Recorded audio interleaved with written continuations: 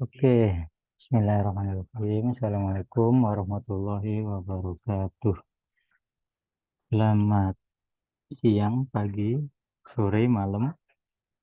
Itu ya, mungkin Anda baru lihat video ini. Oke, untuk pertemuan kali ini, yaitu pertemuan ke-10, kita akan membahas tentang pengembangan konsep ya. Ini memang lanjutan dari beberapa materi sebelumnya. Gitu ya. Nah, kita di pertemuan kali ini, di pertemuan 10 ini, kita akan coba belajar bareng-bareng terkait dengan pemahaman konsep gitu ya. Coba saya share screen dulu untuk eh, materi sekarang ini.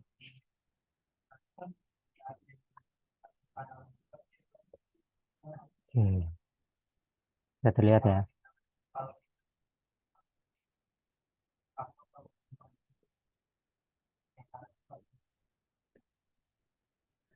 Oke, itu memang ini terkait dengan pengembangan konsep. Nah, pengembangan konsep itu cara garis besar ini ya seperti ini sebenarnya. Jadi membangun model pengujian dan prototipe produk, benchmark produk kompetitor, dan proses analisis ekonomi produk. Nah, semua dari tiga itu dijabarkan melalui pernyataan misi dulu sampai ke rencana pengembangan gitu ya. Nah, di mana tahapan-tahapannya yaitu identifikasi kebutuhan pelanggan gitu ya. Bagaimana mengidentifikasinya? Apakah kebutuhan pelanggan ini kan mungkin tidak akan sama ya. Kebutuhan pelanggan yang ada di luar Indonesia dengan kebutuhan pelanggan yang ada di Indonesia atau tipe keperluan yang ada di daerah yang rata gitu seperti Jakarta kan tidak ada pegunungan-pegunungan gitu ya, itu berbeda dengan halnya yang ada di semisal daerah yang berpegunungan, mungkin dataran tinggi Dieng dan lain-lain. Itu kan kebutuhan pelanggan akan suatu produk itu kan berbeda gitu ya, sehingga dengan adanya perbedaan itu kita bisa menetapkan spesifikasi dan targetnya gitu ya. Jadi dari kebutuhan itu kan baru kita bisa meramu gitu ya spek yang diperlukan oleh demand tersebut. Nah, yang diperlukan oleh pembeli tersebut gitu ya.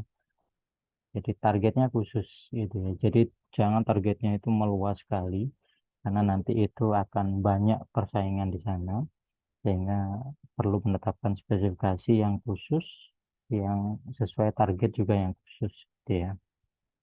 Setelah menetapkan spesifikasi dan target tersebut gitu ya, baru kita beralih ke mendesain konsep dari suatu produk itu. Jadi konsepnya bagaimana? Gitu ya, menyesuaikan konsep itu bisa dari segi desainnya, bisa dari segi harganya, bisa dari segi materialnya, gitu ya. Jadi ya memang konsep ini eh, cukup luas gitu ya. Nah, konsep ini. Jadi kalau memang targetnya itu mungkin eh, di ekonomi yang bukan premium gitu ya, itu kita tidak bisa mendesain atau membuat produknya itu apa namanya dengan menggunakan material yang sangat bagus gitu itu tidak bisa karena nanti endingnya itu kan produknya akan menjadi sangat mahal gitu ya. Nah, tapi itu memang tidak apa ya, tidak memungkinkan, tidak menuntut kemungkinan untuk tetap di konsep gitu ya.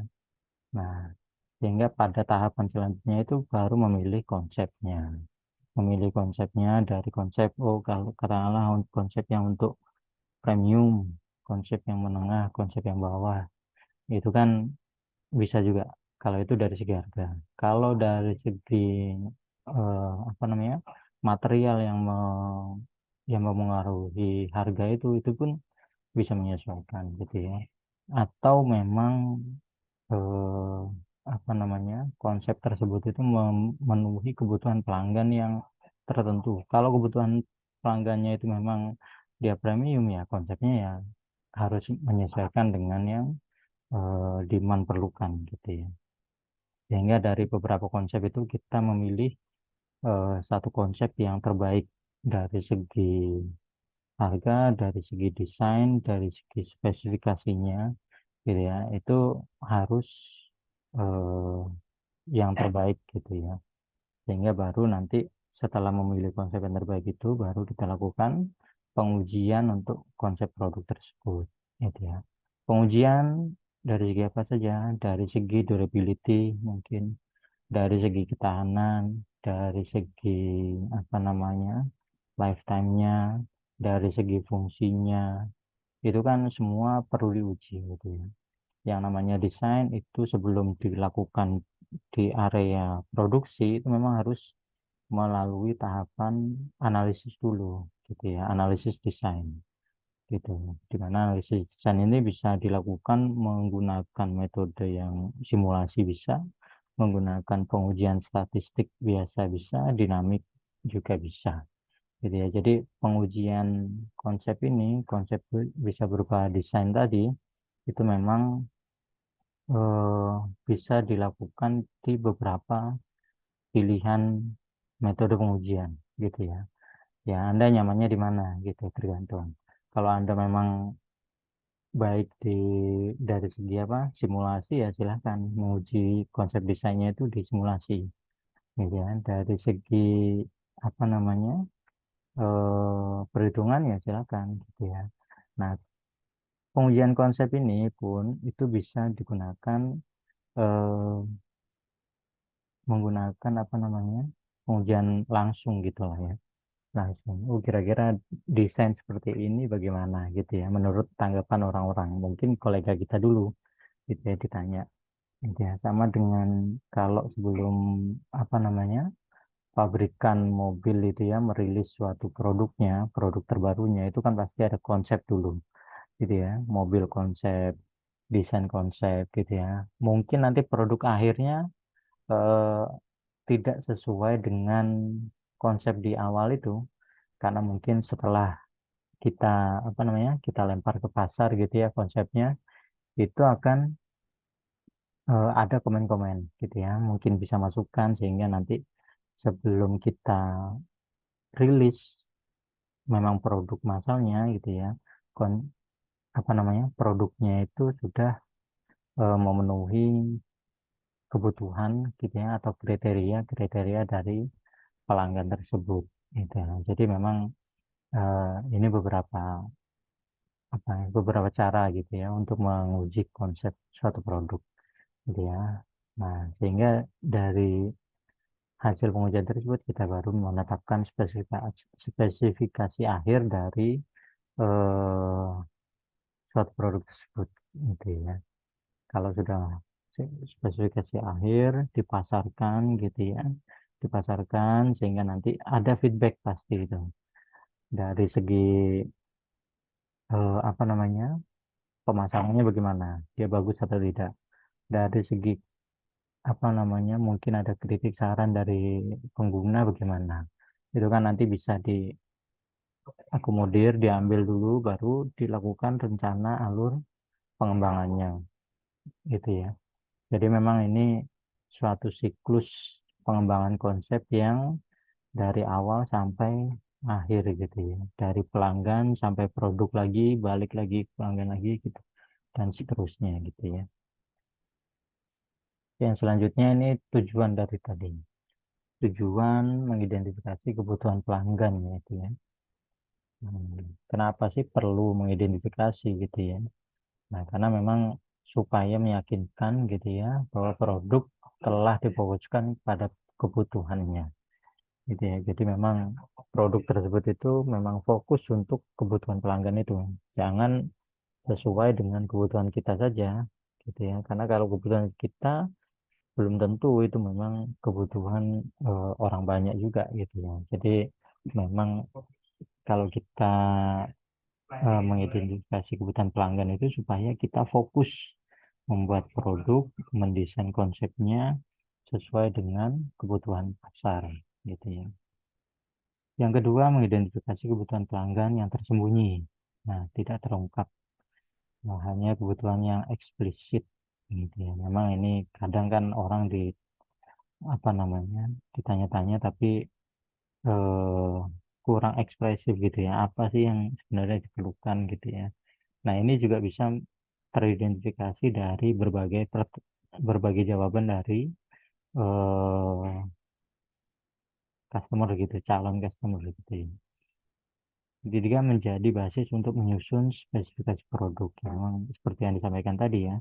Jadi identifikasi awal ini memang diperlukan untuk membuat spek, membuat desain gitu ya, membuat segmen-segmennya itu supaya dia eh, apa ya, fokus gitu ya. Jadi itu data tersebut itu menjadi basis dari pembuatan konsep gitu ya. Yang berikutnya memudahkan pembuatan arsip. Jadi memang ada arsipnya gitu ya. Kalau memang kebutuhan pelanggan itu di tahun ini A, B, C, D mungkin itu kalau sudah dilakukan pembuatan produk itu kan kalau balik lagi ke identifikasi apa, kebutuhan gitu ya itu kan nanti eh, bisa dilihat ini kebutuhan pelanggan ini memang apa namanya berubah apa tetap gitu. Nah, bisa kita lihat itu perbedaan antara yang tahun sebelumnya dengan yang tahun sekarang gitu ya. Yang berikutnya menjamin tidak ada kebutuhan pelanggan penting yang terlupakan. Memang itu tadi keperluannya ini. Menanamkan pemahaman bersama mengenai kebutuhan pelanggan di antara anggota tim pengembangnya. Nah, ini adalah tujuan-tujuan dari kita mengidentifikasi kebutuhan gitu ya. Tahapannya ada banyak nih. Jadi tahapan itu bisa dari apa namanya data teknis gitu ya, data teknis mungkin dari apa namanya mengumpulkan dari memang kuesioner, kita melihat video-video pasar ini lebih condong kemana, perkembangan teknologi dia lebih mengarah kemana gitu ya, itu akan eh, menjadi apa namanya tahapan juga gitu ya dari kita dari proses identifikasi tersebut gitu ya. Nah, kalau di sini tertulis itu adalah mengumpulkan data mentah dari pelanggan. Gitu ya. Dia data mentah itu bisa dari kuesioner, bisa dari wawancara dan lain-lain. Gitu ya. Yang kedua ini mengorganisasikan kebutuhan menjadi beberapa hierarki gitu ya. Kebutuhan primer, kebutuhan sekunder, kebutuhan tersier gitu ya. Nah, ini juga perlu. Kalau kebutuhan primer dan sekunder ini memang harus ada gitu ya. Kalau tersier ini memang kebutuhan yang eh, nanti bisa untuk pengembangan juga gitu ya. Menetapkan derajat kepentingan relatif setiap kebutuhan, menganalisis hasil dan prosesnya. Dan nah ini yang tadi sampaikan ya, bisa apa namanya diambil dari data teknisnya gitu. Mungkin kita sudah ada gambaran gitu ya terkait dengan produk terdahulu gitu ya, produk eh, mungkin di bidang teknik mesin yang terdahulu gitu ya itu apa saja gitu ya, jadi itu menjadi produk kompetitor nanti ya. Nah, data mentah ini itu bisa juga dari spesifikasi tersebut gitu ya. Spesifikasi mungkin dia kalau dari teknisnya dia memiliki power berapa, kalau mesin ini ya power berapa, torsi berapa gitu ya, dia memiliki center of gravity di mana gitu ya. Nah, ini kan data-data teknis yang bisa kita dapatkan dari produk kompetitor yang mungkin akan bisa menjadi basis kita untuk merancang produk mesin yang selanjutnya gitu ya. Data tersebut itu kan bisa dilihat gitu ya. Tanggapan pasar bagaimana gitu dari produk yang awal ini sehingga apa kita juga bisa mengidentifikasi gitu oh produk yang sebenarnya diperlukan itu yang seperti apa gitu ya di kalangan masyarakat gitu. Nah, jadi memang ini eh, teknik-teknik lah ya, teknik-teknik dalam mengumpulkan data mentah dari eh, pelanggannya gitu. atau calon pengguna nantinya gitu. Kalau kita calon penggunanya mungkin di kalangan mahasiswa ya membuat motor, membuat mobil atau membuat suatu equipment yang lain itu ya harus ada sisi sportinya, mungkin sisi ke apa namanya ya sesuai dengan kebutuhan lah gitu ya, kebutuhan dari atau demand yang memang kita fokus di sana gitu. Nah, ini spesifikasi produk. Hmm, langkah-langkahnya juga sudah ada ini, menyiapkan daftar matriks data informasi tentang persaingan produk pesaing gitu ya. Nah, jadi memang ini produk pesaing ini memang perlu diidentifikasi betul gitu ya. Karena kalau tidak diidentifikasi secara mendalam ini, itu kita akan apa ya? Kita akan rentan gitu ya tentang kesalahan memilih konsep yang ingin kita ambil gitu ya terkait dengan produknya gitu ya.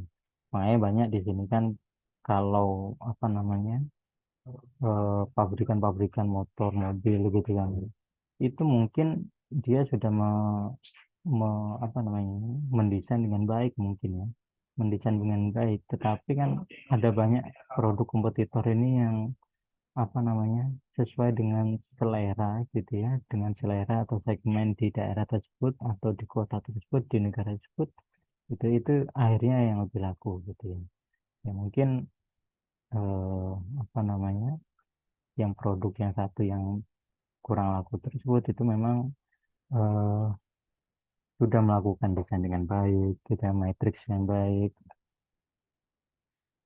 pemilihan material yang cukup baik gitu ya tetapi memang harus mengidentifikasi persaingan secara mendalam sehingga nanti produknya juga dapat berkompetisi di market ini secara apa namanya ya tidak timpang lah gitu ya dibilang.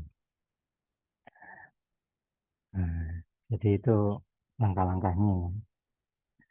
Ini bisa bisa saja jadi Anda sudah pernah mungkin ya membuat suatu produk gitu ya. Kita mau memodifikasi suatu produk pasti harus me, apa namanya mengimprove-nya gitu ya, memperbaikinya dari produk-produk yang ada atau bahkan produk-produk yang akan muncul gitu di pasaran. Mungkin produk yang lain atau pabrikan yang lain itu sudah men-spill desainnya bagaimana, fungsinya bagaimana gitu kan biasanya sudah. Ya.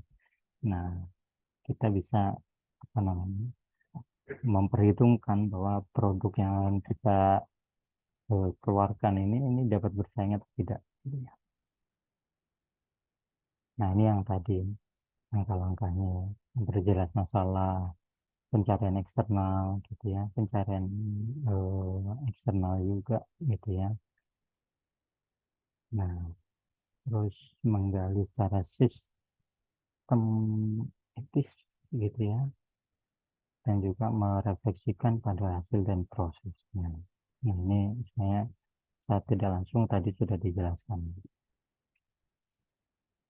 nah dalam mengevaluasi sekarang itu mengevaluasi tahapannya bagaimana sih atau apa saja sih yang ada dalam proses evaluasi konsep gitu.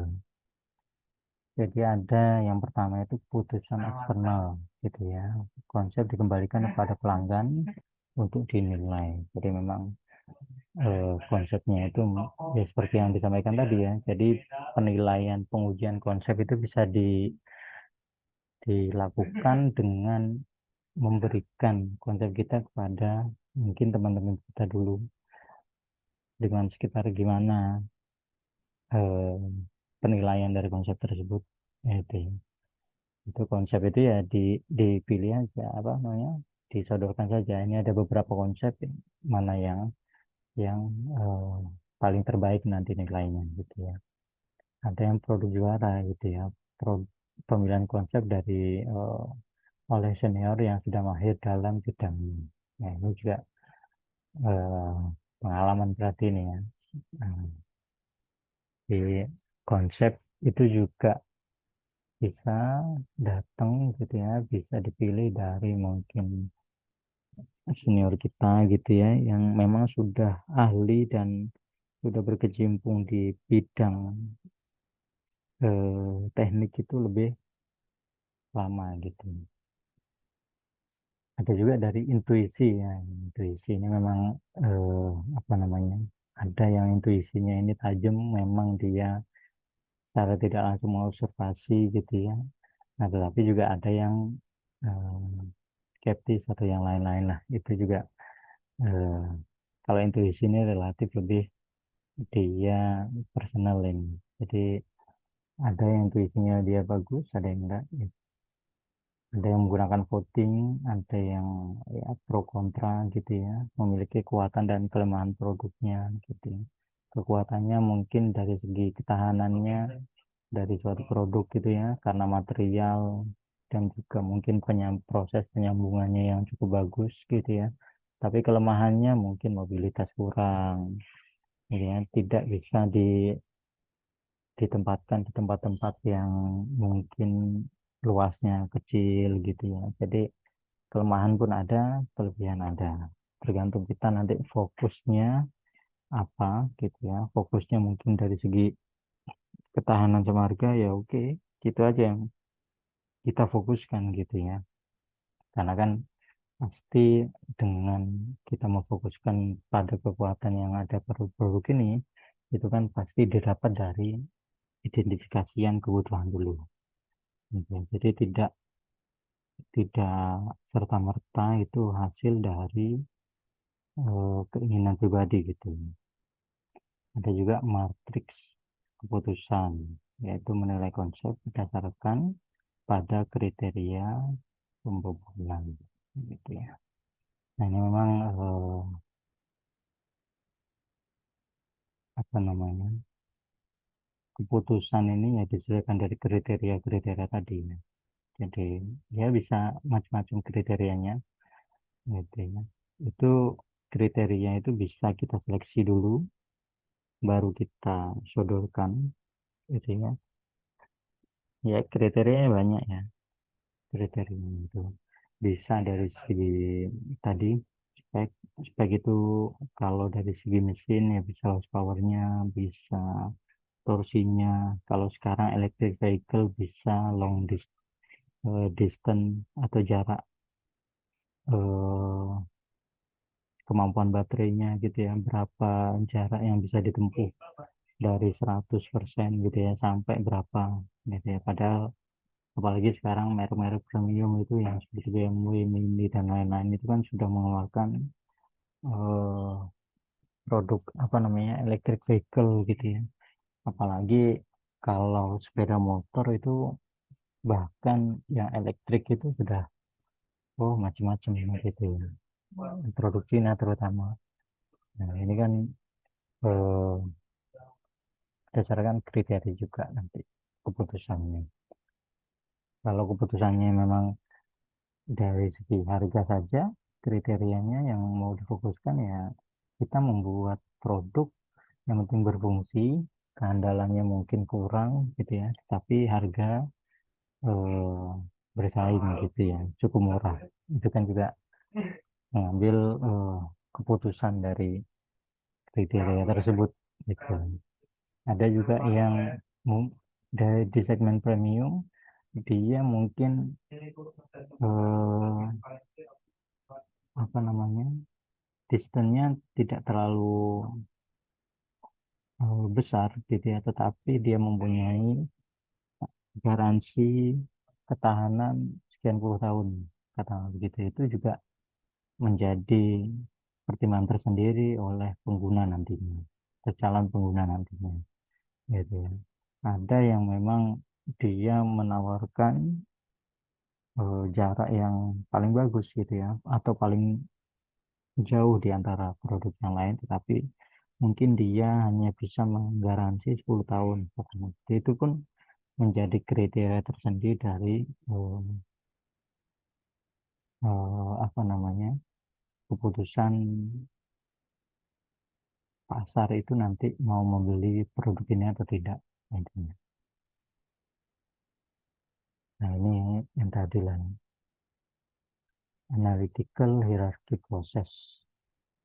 Tahapannya mengidentifikasi permasalahan, membuat suatu struktur, dan membuat matriks. Jadi ini kurang lebih sama dengan yang tadi ya. Composition, itu ya, cooperative judgment, synthesis of priority, gitu ya. Jadi mana yang prioritas utama, gitu ya. Logical consistency. Jadi apa namanya, proses pengujian tingkat konsistensi dari perhitungan. Nah, itu ya. Nah, mungkin apa namanya, untuk materi di pertemuan 10 ini mungkin itu aja. Em, nanti ada diskusi nanti gitu ya. Diskusi ya bisa di di forum nanti. Gitu ya. Di forum ataupun di chat nanti silakan. Itu mungkin itu saja ya untuk materi di pertemuan 10 ini. Itu ya, mungkin itu akan semoga bermanfaat dan apa namanya, menambah wawasan kita terkait dengan pengembangan konsep itu ya, dari langkah-langkahnya, dari awal sampai akhir, nanti dari sampai pengembangan gitu ya, pengembangan konsep itu balik lagi ke identifikasi kebutuhan pelanggan gitu ya. Mungkin itu saja eh, materi pada pertemuan 10 kali ini, saya Heri. Makasih banyak. Assalamualaikum warahmatullahi wabarakatuh.